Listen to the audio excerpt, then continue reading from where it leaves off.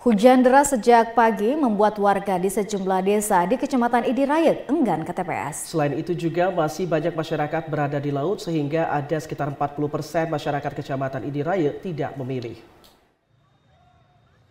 Ketua PPK Kecamatan Idirayet Sulaiman mengatakan di Aceh Timur ada 35 desa dan 66 TPS, sementara untuk DPT sebanyak 27.403 daftar pemilih tetap. Menurutnya, ada 40% masyarakat Aceh Timur tidak datang ke TPS, diduga dikarenakan hujan dan hal lain, sehingga tidak bisa hadir dan memberikan hak pilih mereka.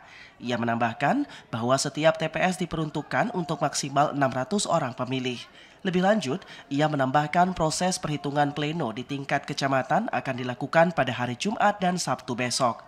Selain itu, berbagai kendala juga ditemukan di Aceh Timur, seperti banyak surat suara yang tidak cukup, sehingga pihaknya berinisiatif untuk menggeser surat suara yang tidak hadir untuk mencukupi di TPS lain yang kekurangan.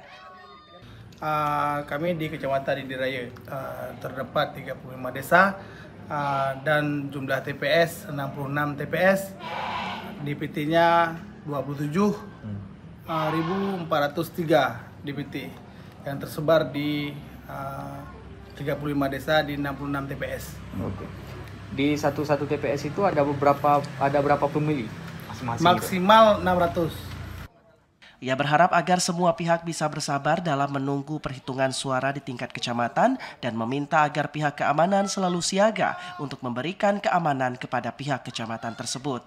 Dari Aceh Timur, Said Maulana, TVRI melaporkan.